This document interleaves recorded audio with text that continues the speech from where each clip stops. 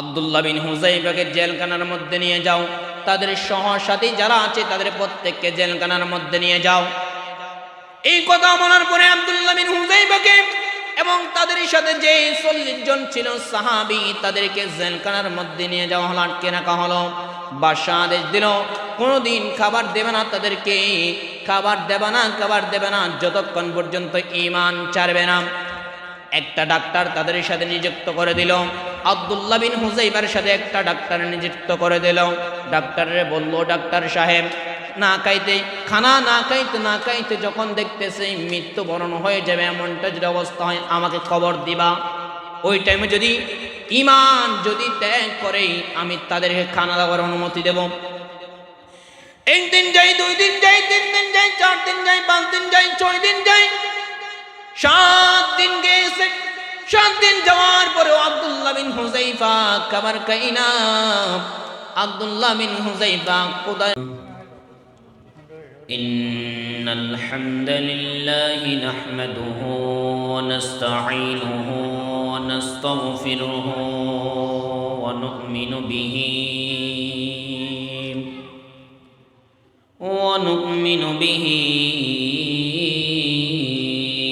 ওয়া নাতাওয়াক্কালু আলাইহি ওয়া নাউযু বিল্লাহি মিন শুরুরি আনফুসিনা মান ইয়াহদিহিল্লাহু ফালা মুদিল্লা লাহু ওয়া মান ইউদ্লিলহু ফালা হাদিয়া লাহু ওয়া নাশহাদু আল লা ইলাহা ইল্লাল্লাহু ওয়াহদাহু লা শারীকা লাহু ওয়া নাশহাদু আন্না সাইয়্যিদানা ওয়া মাওলানা ওয়া আওলানা মুহাম্মাদান আবদুল্লাহি ওয়া রাসূলুহু। أما بعد فقد قال الله تعالى في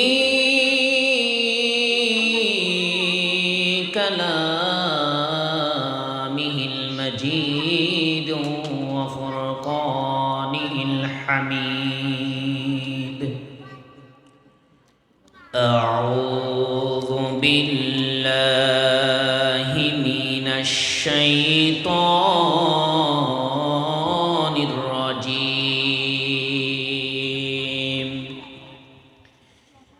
بسم الله الرحمن الرحيم. إن الله اشترى من المؤمنين أنفسهم وأموالهم بأن لهم الجنة يقاتلون في سبيل الله فيقتلون ويقتلون.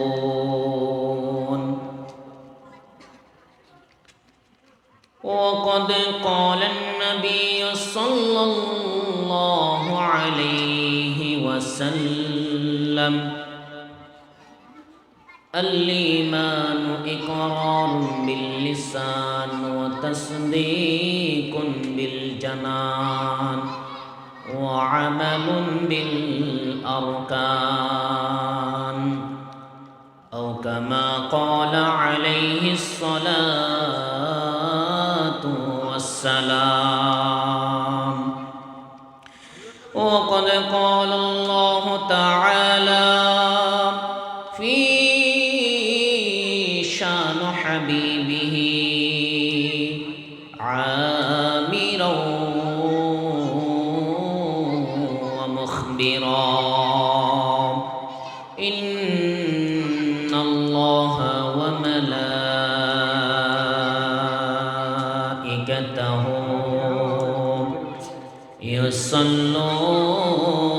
يصلون على النبي يا أيها الذين آمنوا صلوا عليه وسلموا تسليما সকলে দরুদ শরীফ পড়ি اللهم صل على محمد وعلى آل محمد كما صليت على إبراهيم وعلى آل إبراهيم إنك حميد مجيد اللهم بارك على محمد وعلى آل محمد كما باركت على إبراهيم وعلى آل إبراهيم إنك حميد مجيد ألا يا ساكن الكسر المعلى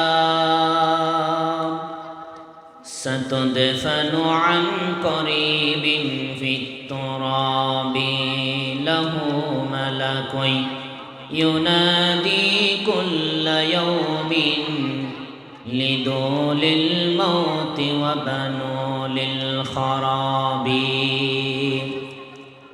قليل عمرنا في دار دنيا ومرجعنا إلى بيت التراب لا إله أرجر لا إله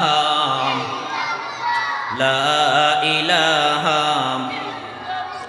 لا إله إلا الله لا إله لا إله إلا الله لا إله لا إله لا إله إلا الله محمد رسول الله সকলে পড়ি সাল্লাল্লাহু আলাইহি ওয়াসাল্লাম।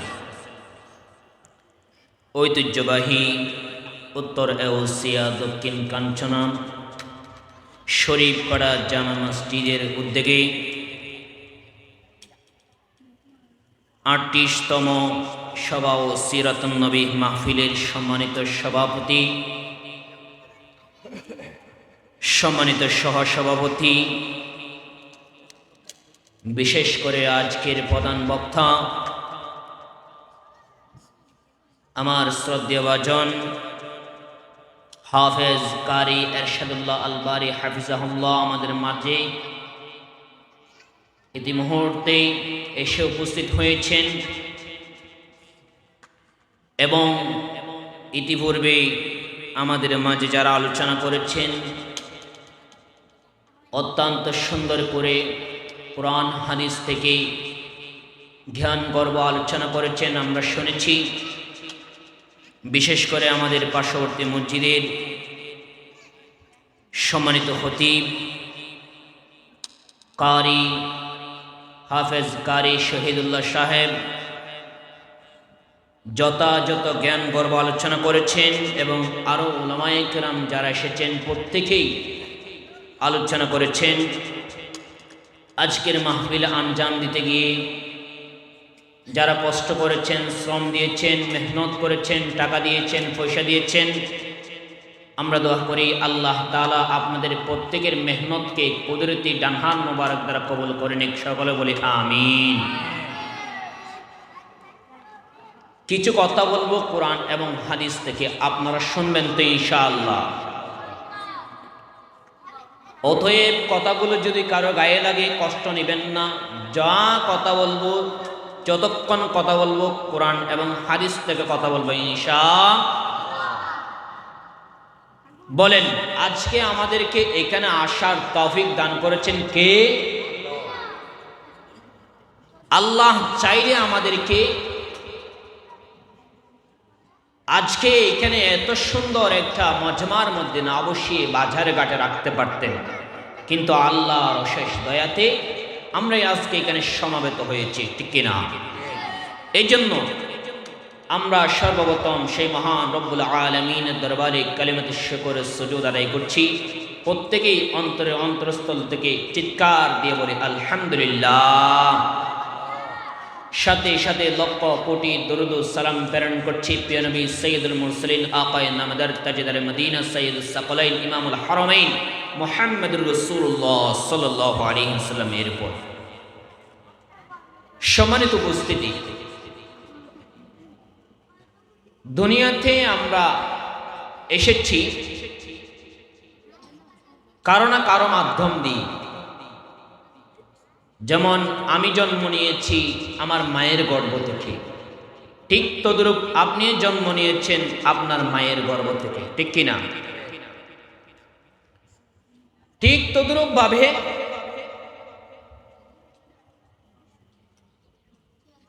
আল্লাহ তাআলা যে আমাদেরকে চতুর্দিকে কত নিয়ামত দিয়েছে, নিয়ামত দ্বারা আমাদেরকে বেষ্টন করে রেখেছে, এগুলো গণে শেষ করা অসম্ভব। আল্লাহ কোরআনে বলছেন ওয়া ইন তাউদ্দু নি'মাতাল্লাহি লা তুহসুহা, তোমরা যদি আমার নিয়ামতকে যদি গণনা করে শেষ করতে চাও তাহলে তোমাদের গণনার অক্ষর শেষ হয়ে যাবে, তোমাদের গণনার শব্দ শেষ হয়ে যাবে, তোমাদের গণনার পয়েন্ট শেষ হয়ে যাবে, তবু আমার নিয়ামত গণনা করে শেষ করা যাবে না। বলেন না সুবহানাল্লাহ? বলেন আল্লাহর নিয়ামত গণনা করে শেষ করা যাবে? কথা বলতে হবে, আল্লাহর নিয়ামত গণনা করে শেষ করা যাবে? আল্লাহ তাআলা উপরে আরেকটা আয়াতের মধ্যে বলছেন লা ইন শাকারতুম লা আযীদান্নাকুম ওয়া লা ইন কাফারতুম ইন্না আযাবী লাশাদীদ। তোমরা যদি বান্দার শুকরিয়া আদায় করো, যা পেয়েছো, আল্লাহ গরিব বানিয়েছে, আল্লাহ কাপড় কুপড় একদম কিছু দেয় নাই, একদম নিম্ন শ্রেণীর গরিব বানিয়ে আপনার পাঠিয়েছে। আল্লাহ বলছেন বান্দা লা ইন শাকারতুম, তুমি কি করো? শুকরিয়া আদায় করো। যদি তুমি শুকরিয়া আদায় করো, শুকর গুজার করো, তাহলে আল্লাহ তাআলা তোমাকে আল্লাহ তাআলার নিয়ামত বৃদ্ধি করে দেবেন। বলেন না সুবহানাল্লাহ? আর যদি আপনি ওয়ালা ইন কাফারতুম, এত কিছু পাওয়ার পরে আপনি অস্বীকার করলেন, আল্লাহর নিয়ামতকে আপনি অস্বীকার করেছেন, ইন্না আযাবী লাশাদীদ, তাহলে আমার আল্লাহর আযাব আপনার জন্য অতি শক্ত আযাব হবে।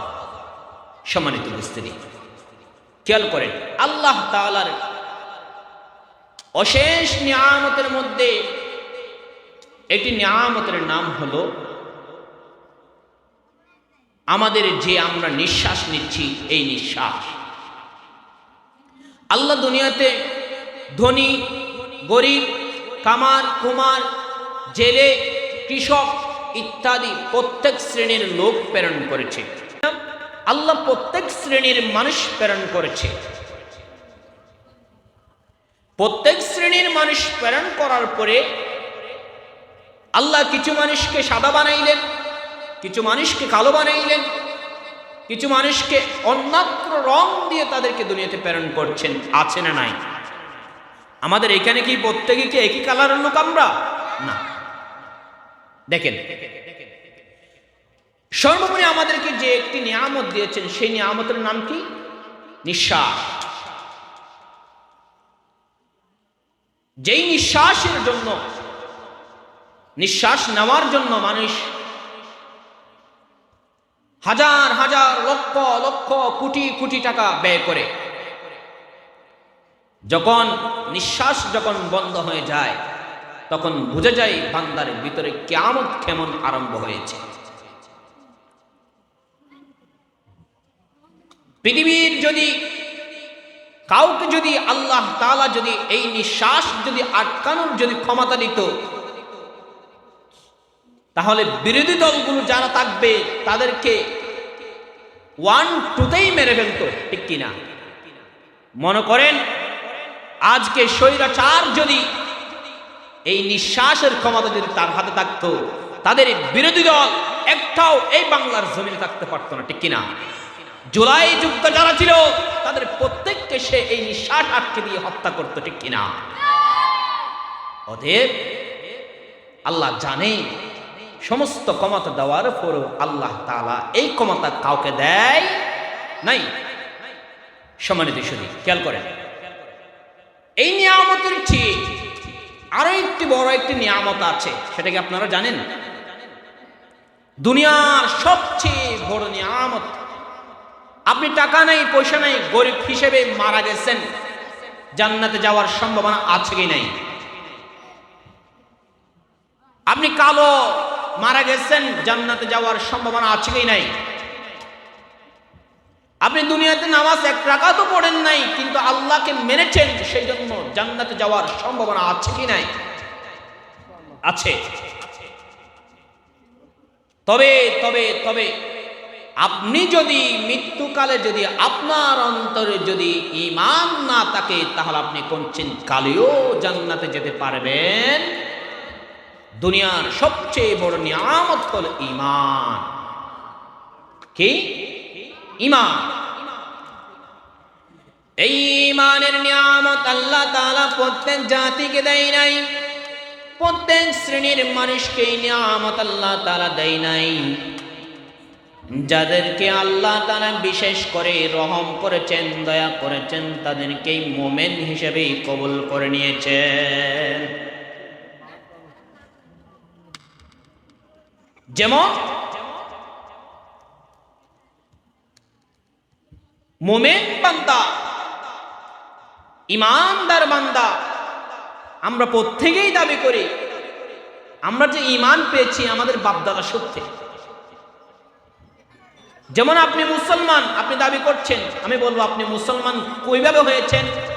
আপনি বলছেন আমার বাপ মুসলমান, আমার বাবার বাপ মুসলমান, আমার দাদা মুসলমান, তোর দাদা মুসলমান, সেজন্য আমি মুসলমান হয়েছি। কিন্তু সাহাবাদের জীবনের মধ্যে সেরকম ছিল না। তারা ঈমান পেয়েছে রক্ত ঝরা কুরবান করে, নিজের জানকে বিসর্জন দিয়ে তারা এই ঈমান নিয়েছে, ঠিক কিনা? এই ঈমানের বিনিময়ে তাদেরকে দুনিয়ার সমস্ত সম্পত্তি দিয়ে দেবে এমনটা বলা হয়েছে। 10 দুনিয়া পরিমাণ তাদেরকে দিবে বলা হয়েছে। অগ্নি জোড়া পরীক্ষা দিয়ে তারা ঈমান রক্ষা করেছে, নিজের জান বিলীন করে দিয়েছে, তবু ঈমান বিক্রি করে নাই। সম্মানিত মুসল্লিন আল হাজিরিন,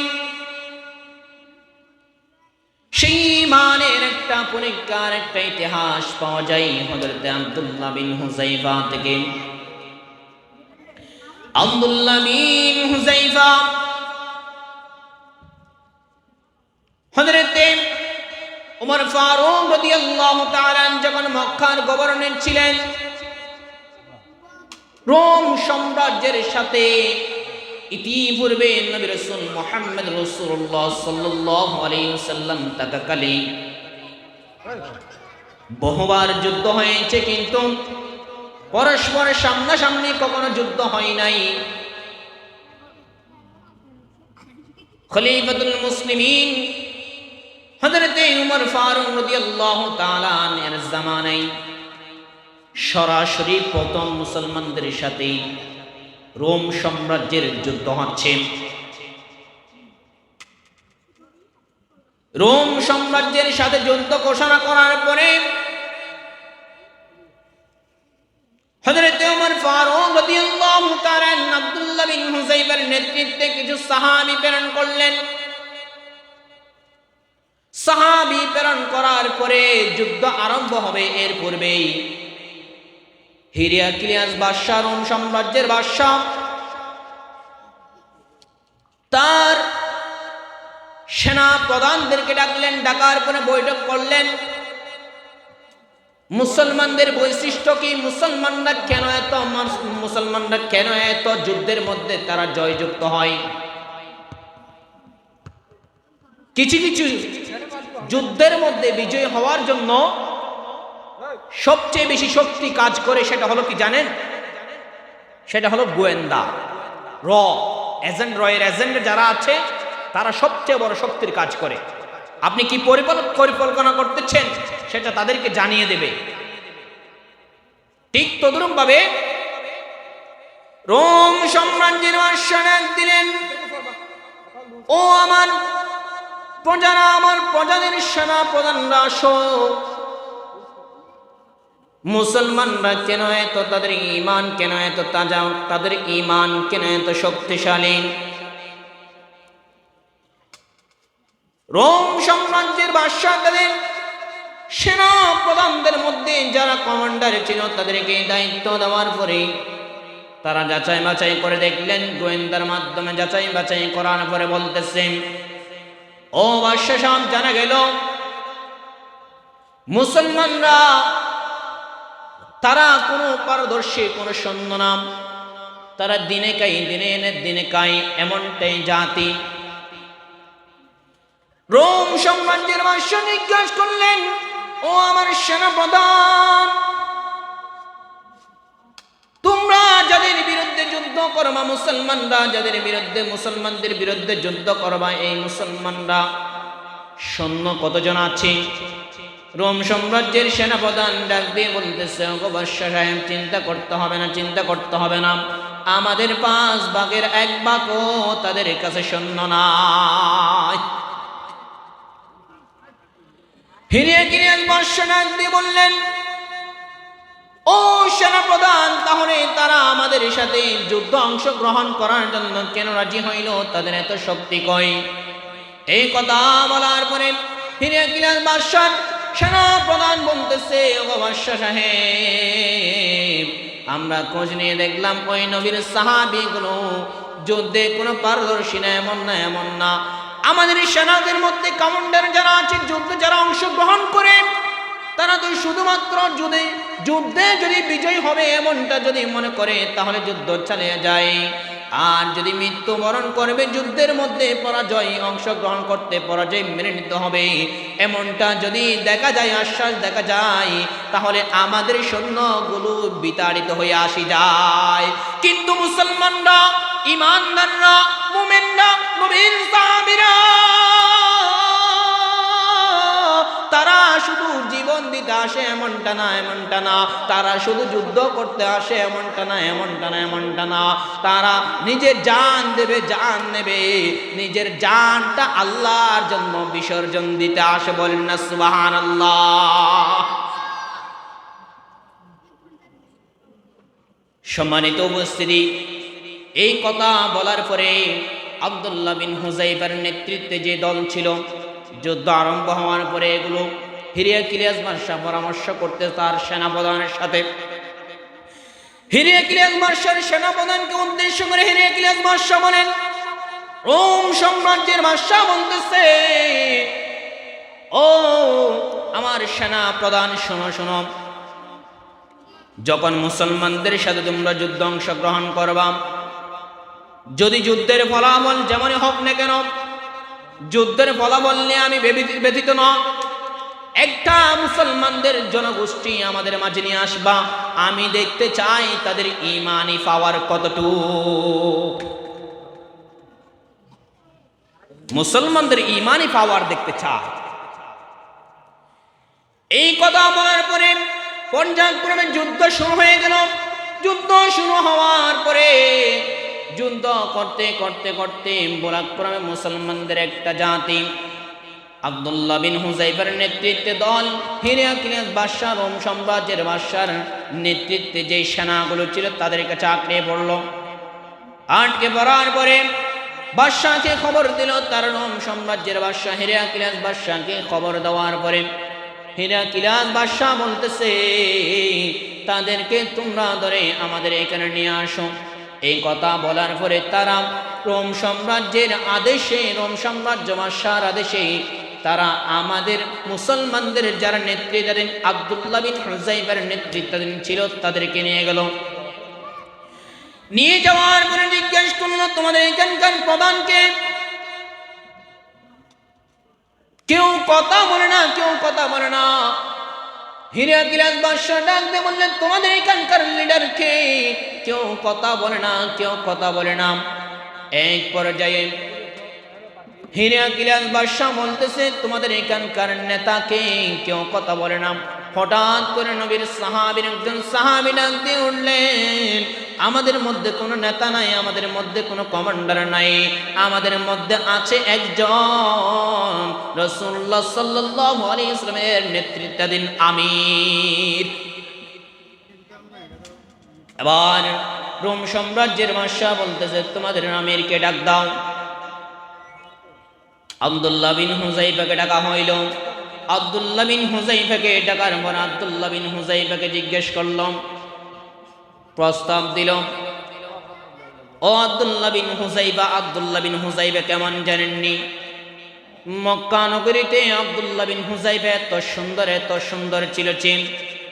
আব্দুল্লাহ বিন হুযাইফাকে দেখলে যে কেউ, যে কোনো নারী পাগল হয়ে যাবে। ঠিক তদ্রুপ রোম সাম্রাজ্যের বাদশা যখন আব্দুল্লাহ বিন হুযাইফাকে দেখলো, এত সুন্দর, এত উজ্জ্বল চেহারা দেখে রোম সাম্রাজ্যের বাদশা পাগল হয়ে গেল। রোম সাম্রাজ্যের বাদশা আব্দুল্লাহ বিন হুযাইফাকে ডাক দিলেন, তোমরা নাকি নবীর সাহাবী? তোমরা নাকি নবীর সাহাবী? ও আব্দুল্লাহ বিন হুযাইফা, আমি তোমাদেরকে মারবো না, আমি তোমাদেরকে চাইনা দেব, আমি কিছু শর্ত দেব, তুমি যদি এগুলো পূরণ করো। আব্দুল্লাহ বিন হুযাইফা এই কথা বলার পরে বলতেছে, কি শর্ত? আব্দুল্লাহ বিন হুযাইফাকে বলতেছে, আমি তোমাদেরকে, আমি রোম সাম্রাজ্যের 1/3 দিয়ে দেব, তুমি যদি তবে একটা শর্ত, সেটা হলো ঈমান ছেড়ে দিতে হবে। নবীর প্রতি যে ঈমান এনেছো আব্দুল্লাহ বিন হুযাইফা, সেই ঈমান তোমার ছেড়ে দিতে হবে।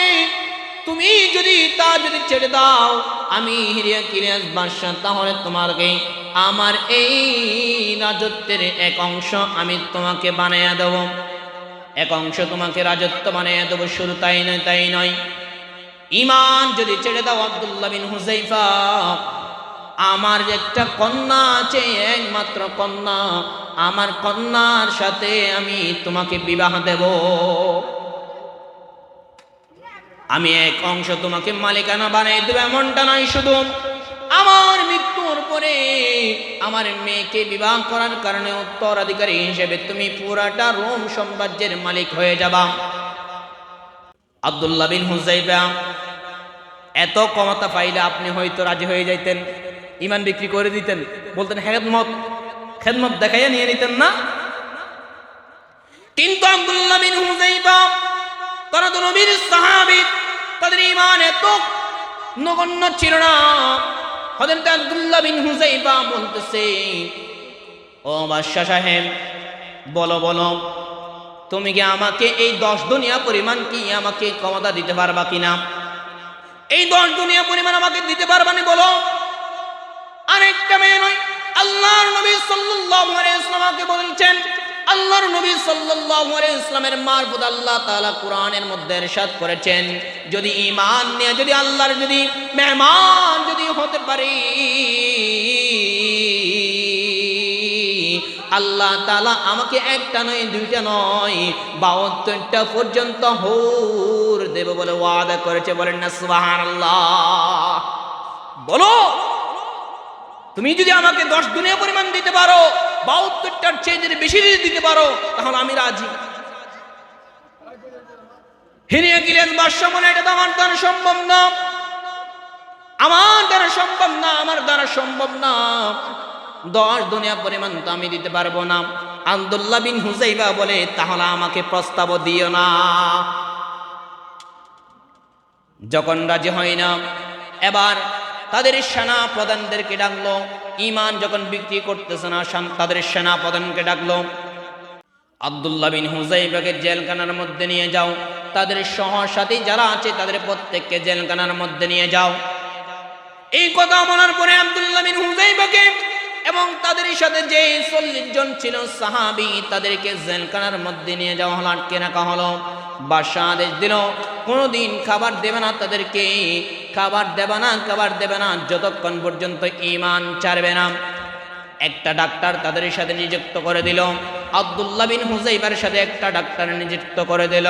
ডাক্তারে বলল, ডাক্তার সাহেব খানা না খাইতে যখন দেখতেছে মৃত্যুবরণ হয়ে যাবে, এমনটা যদি অবস্থা হয় আমাকে খবর দিবা। ওই টাইমে যদি ঈমান যদি ত্যাগ করে আমি তাদেরকে খানা দেওয়ার অনুমতি দেব। 1 দিন যাই, 2 দিন যাই, 3 দিন যাই, 4 দিন যাই, 5 দিন যাই, 6 দিন যাই, 7 দিন গেছে। 7 দিন যাওয়ার পরে আব্দুল্লাহ বিন হুযাইফা খাবার খাই না। আব্দুল্লাহ বিন হুযাইফাকে 7 দিন পর্যন্ত কোনো খাবার দেয় না। আব্দুল্লাহ বিন হুযাইফা কানা না খাওয়াতে আব্দুল্লাহ বিন হুযাইফা একদম মৃত্যুকালীন অবস্থা হয়ে গেছে। এমন টাইমে ডাক্তারে গেল, ডাক্তার যাওয়ার পরে দেখতেছে আব্দুল্লাহ বিন হুযাইফা মৃত্যু অবস্থা। আব্দুল্লাহ বিন হুযাইফা তো অন্তত কাফের সম্প্রদায় খ্রিস্টান হিরাক্লিয়াস বাদশা খোঁজ খবর নিচ্ছে, কিন্তু আমাদের মতো আমাদের দেলোয়ার হোসেন সাইদিকে দীর্ঘ 13 বছর পর্যন্ত কারাগারে নির্যাতন করা হয়েছে, একটাবারও খবর নেওয়া হয় না, ঠিক কিনা? দীর্ঘ 17 বছর পর্যন্ত মুসলিম আলেমদেরকে নির্যাতন করা হয়েছে, গুম করা হয়েছে, খুন করা হয়েছে, তাদের স্ত্রীর সাথে তাদের ছেলে মেয়েদের সাথে দেখা করতে দেওয়া হয় না, ঠিক কিনা? সম্মানিত উপস্থিতি,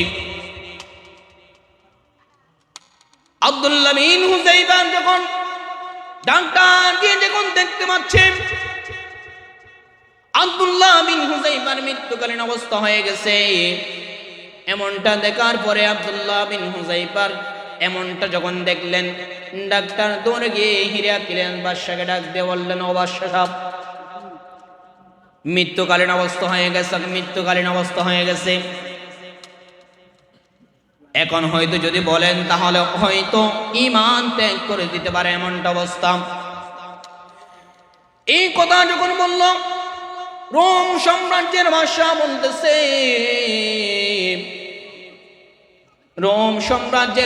বলতেছে, ও ডাক্তার সাহেব, খাবার নিয়ে যাবেন, তবে কোনো খাবার নয়, নিয়ে যাবেন শূকরের গোশত এবং শরাব। কি নিয়ে যাবেন? শূকরের গোশত এবং শরাব নিয়ে যাবেন, ভালো কোনো খাবার না। কারণ মুসলমানদের ধর্মে শূকরের গোশত খাওয়া হারাম এবং শরাব খাওয়া হারাম। শরাব পান করা কি হারাম।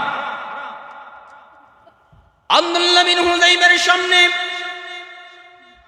শরাব এবং শূকরের গোশত নেওয়া যা হলো, আব্দুল্লাহ বিন হুযাইফা এখনো পর্যন্ত কোনো কথা বলতে পারে না, একদম মৃত্যুকালীন অবস্থা হয়ে গেল। আব্দুল্লাহ বিন হুযাইফা যখন ডাক্তার ডাক দিয়ে বলতেছে, ও আব্দুল্লাহ বিন হুযাইফা, বাদশা সাহেব তোমার জন্য খাবার পাঠাইলো,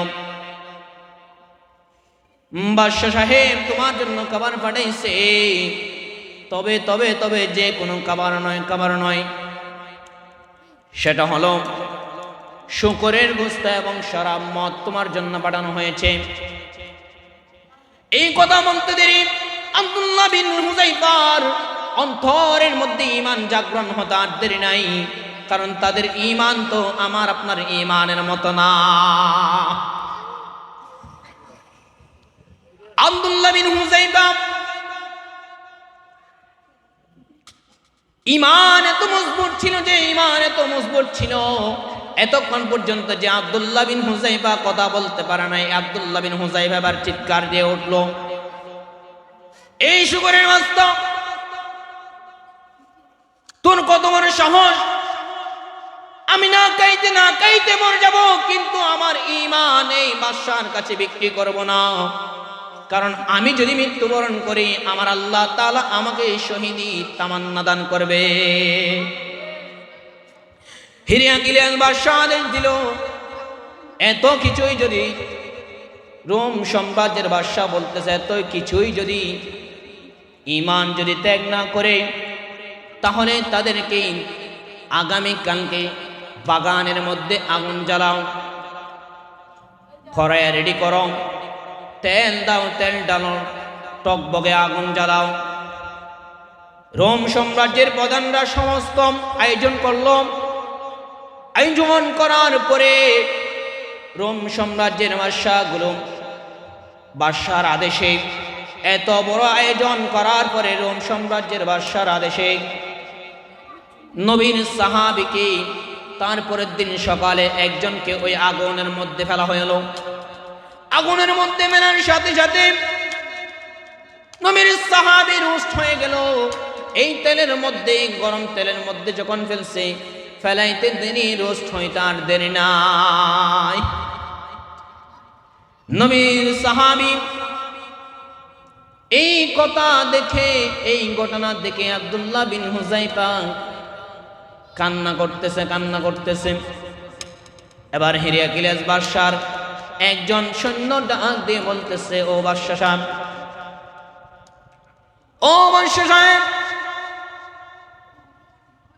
আব্দুল্লাহ বিন হুযাইফা কান্না করতেছে, এখন হয়তো ঈমান ত্যাগ করে দিতে পারে। ও আব্দুল্লাহ বিন হুযাইফা, বলো ঈমান ত্যাগ করবানি, এখন সুযোগ আছে। না হয় অল্প কিছুক্ষণের মধ্যে তোমাকেও আমি ঈমান না ত্যাগ করার কারণে তোমাকে এই আগুনের মধ্যে ফেলবো। এই কথা বলার পরে রোম সাম্রাজ্যের প্রধান যখন এই কথা বলতেছে, তবু আব্দুল্লাহ বিন হুযাইফা ঈমান ত্যাগ করে না। ঈমান দেখেন কত মজবুত। ঈমান কি জিনিস?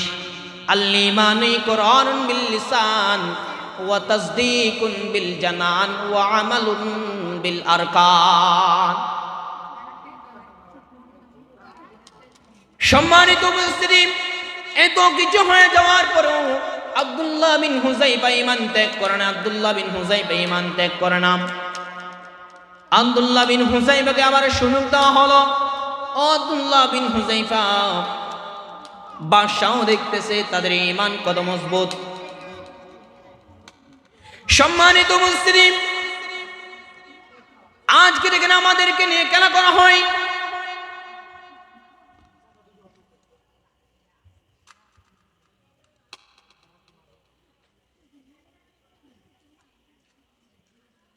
কে বলছে?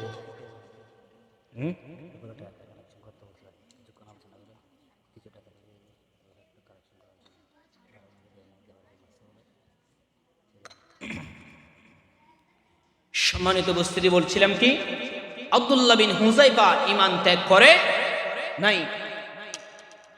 আজকে আমাদের ঈমান এত দুর্বল যে আমরা অল্পতেই আমাদের ঈমান বিক্রি করে দিই, ঠিক কিনা? কোরআনের কথা বললে আমরা এখন ভয় পাই। কোরআনের কথা বললে আমরা মাহফিলে আসতে চাই না।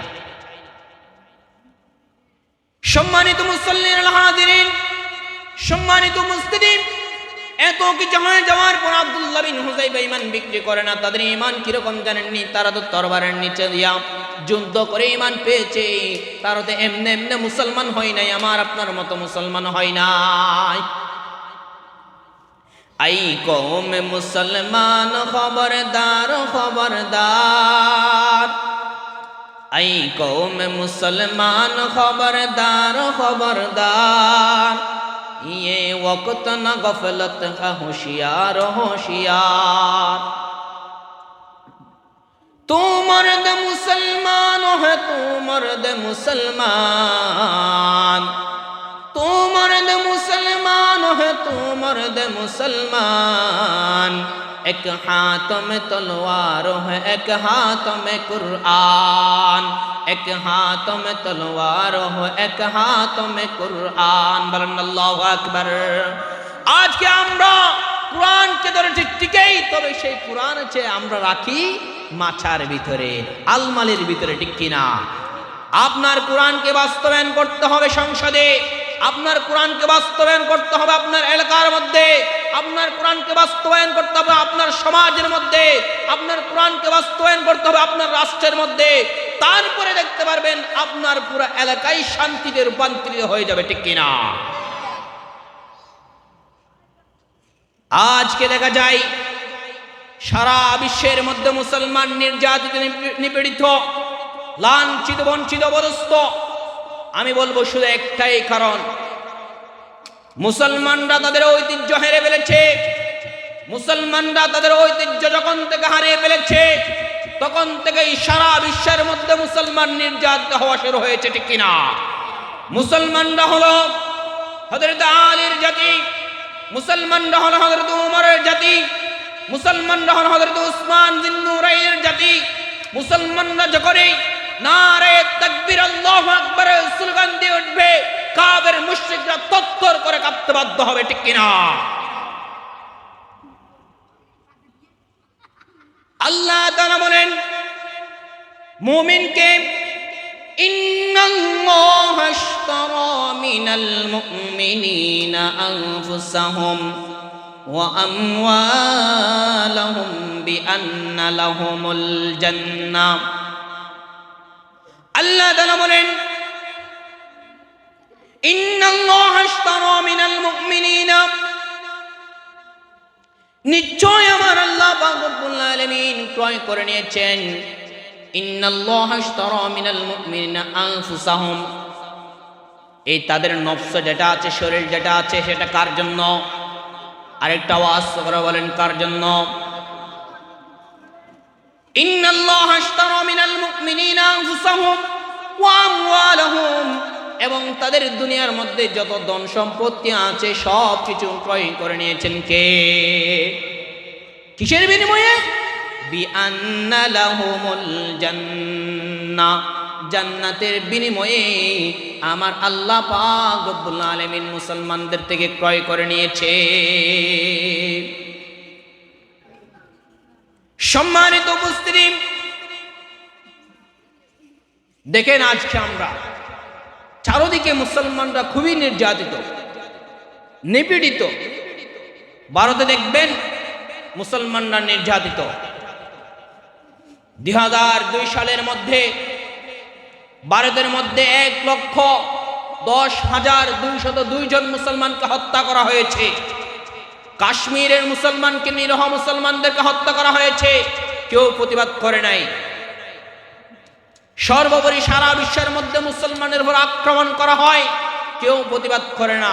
প্রতিবাদ করলে কিছুক্ষণ, কিছু সময়ের মধ্যে, এরপর আর তা খুঁজে পাওয়া যায় না। সম্মানিত উপস্থিতি, ঈমান আপনার মধ্যে এই ঈমান আছে, এটা কখনো বিক্রি করা যাবে? সম্মানিত উপস্থিতি, আজকে আমরা যে কথা বলি, একমাত্র কোরআনকে যদি বাস্তবায়ন করতে পারি, আমাদের এলাকার মধ্যে, আমাদের গ্রামের মধ্যে, আমাদের সমাজের মধ্যে, সারা বিশ্বের মধ্যে শান্তি বর্ষিত হবে। বলেন একটাই লক্ষ্য, সেটা কি? কোরআনী হুকুম বাস্তবায়ন করা। কোরআনী হুকুম দুনিয়াতে যতদিন পর্যন্ত আপনারা দেখেছেন, সমস্ত কিছু আপনারা দেখেছি, আমরা দেখেছি, তন্ত্র মন্ত্র, বহু শাসন দেখেছি। এবার আমাদের দেখার পালা হলো কোরআনের শাসন, ঠিক কিনা? কোরআনী শাসন দেখার প্রয়োজন আছে কি নাই? কোরআনী শাসন দেখার প্রয়োজন আছে কি নাই?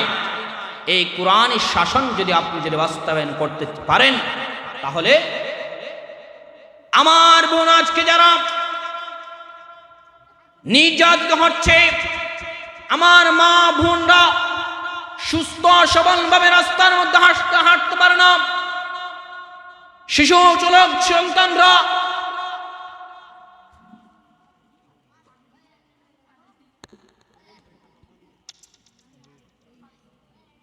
সমস্ত শিশু যারা আছে, এগুলো আজকে সুস্থভাবে বাঁচতে পারতেছে না। তাদেরকে মায়ের দুধ খাচ্ছে এমন অবস্থায় নিয়ে তাদেরকে হত্যা করা হচ্ছে। আপনি ফিলিস্তিনি মুসলমান দেখেন,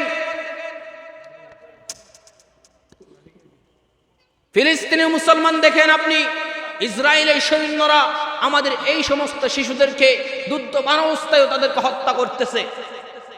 সারা বিশ্বের মধ্যে আজকে মুসলমানকে নির্যাতিত করা হচ্ছে।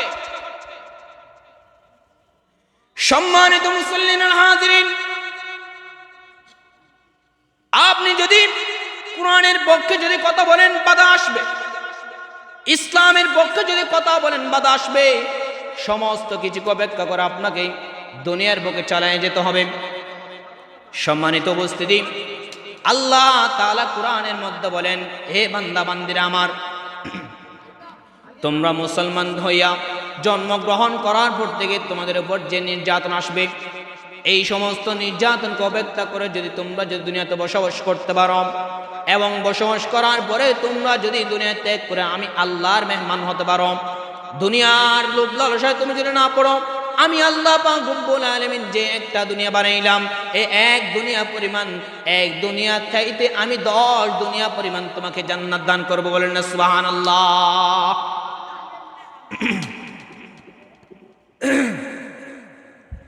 সম্মানিত উপস্থিতি ভাই, এই তোমরা যে কথা বলতেছো বুঝছো, আমাদের লাইন হারা যাচ্ছে। এই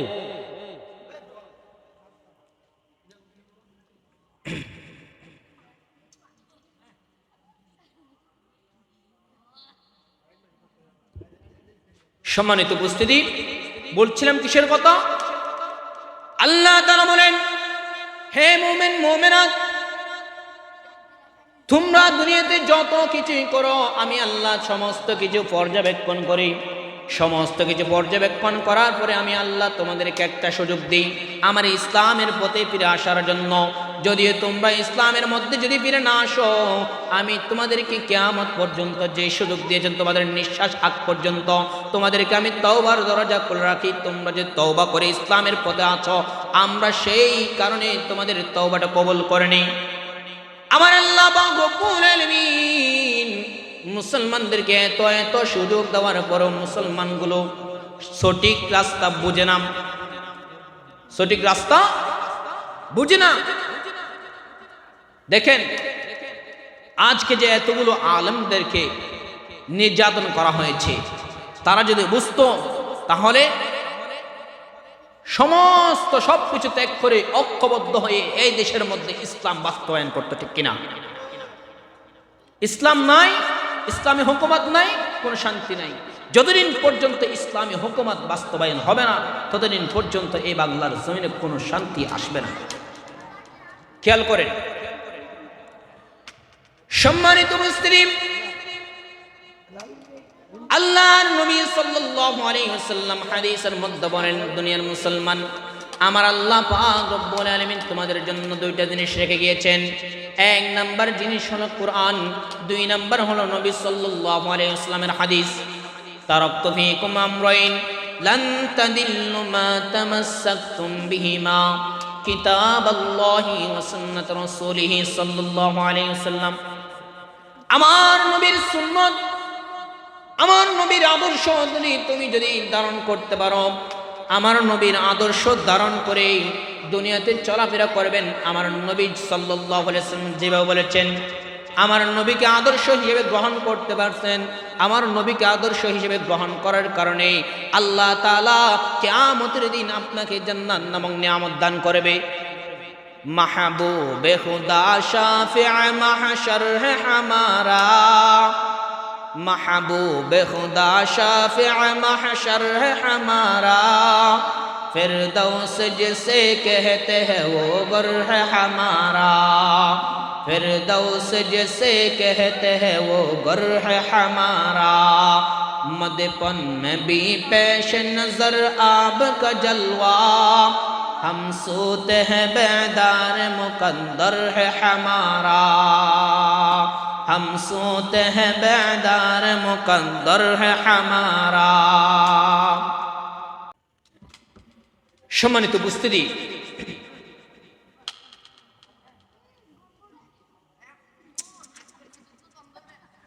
আল্লাহর নবী সাল্লাল্লাহু আলাইহি ওয়াসাল্লাম হাদিসের মধ্যে বর্ণনা করেন, হে মুসলমান নরনারী প্রত্যেকেই ভালো করে শ্রবণ করেন।